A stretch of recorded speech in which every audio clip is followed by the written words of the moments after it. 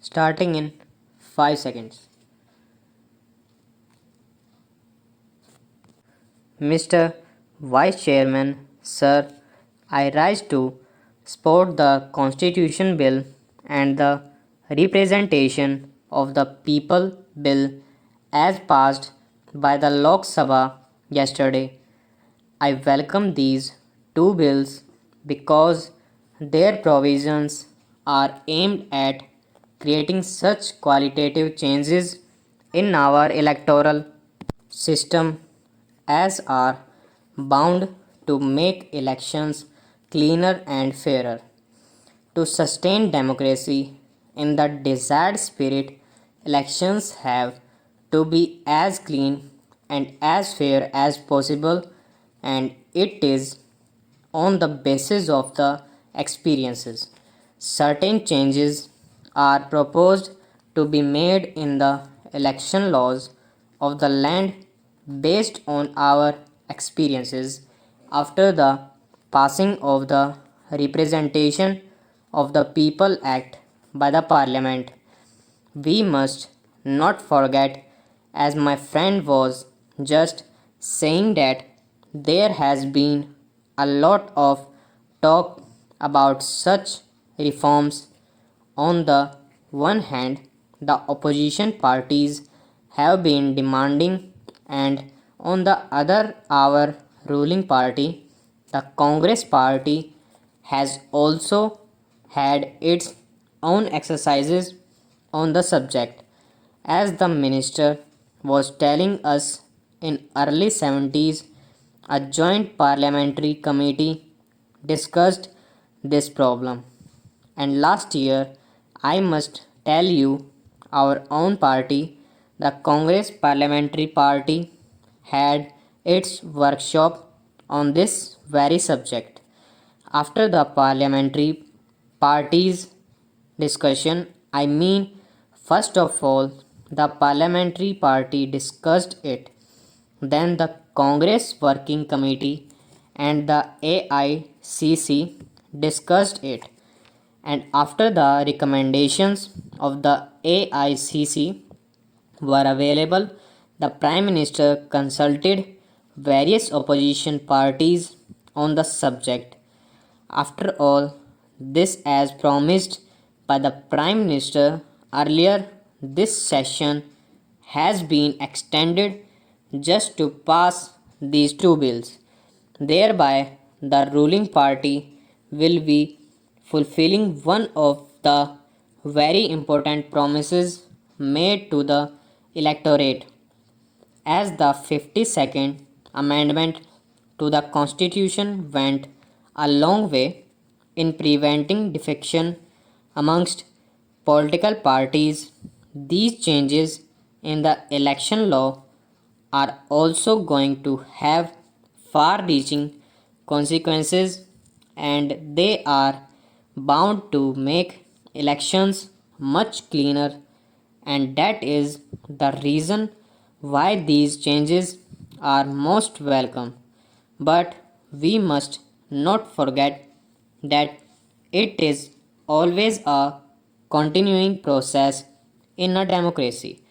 You cannot have an ideal law just today or at any particular time.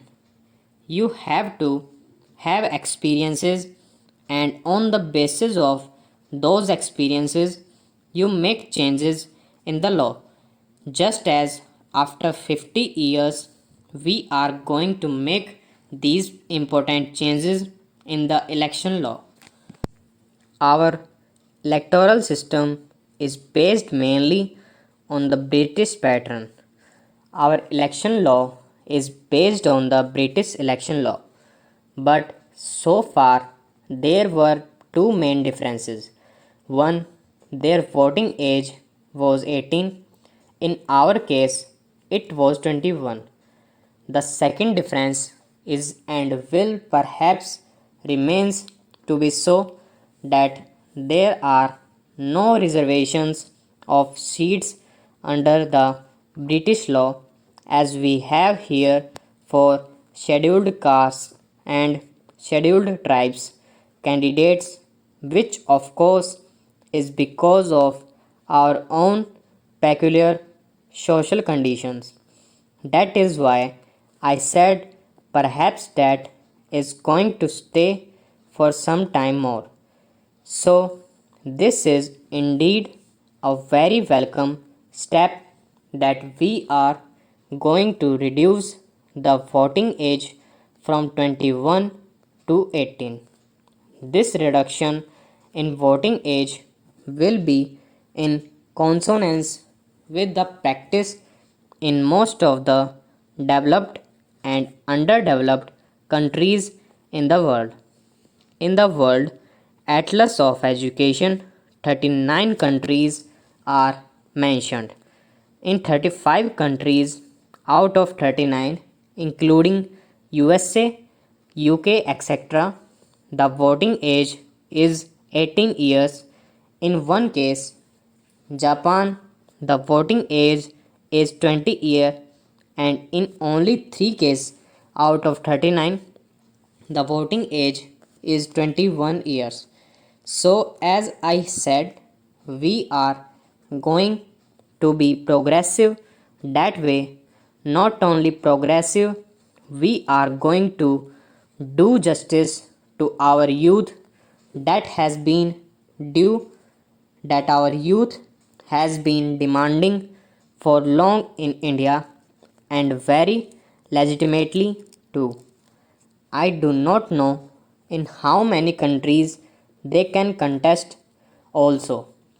I do not have that information. I cannot enlighten you that perhaps you must do, but at least this will enable them to get themselves involved in the election process. They are already involved. They already take out precision. They do everything. They address meetings also. Only they do not vote. But no election is fought without the help of our young friends. So they are there. At 18 years, they are sufficiently literate, also educated. I think more than 70% in the age group of 18 to 21 years are literate. When the founding fathers of our constitution adopted universal adult suffrage, what was the incidence of education in India? Four-fifths of our people were not even literate, and still people like Pandit Nehru and Mr. Rajendra Prasad said no literate or not literate. We must give them this right to vote, right to participate in elections. There are so many other arguments for this, and that is why it was granted to them, although they were illiterate.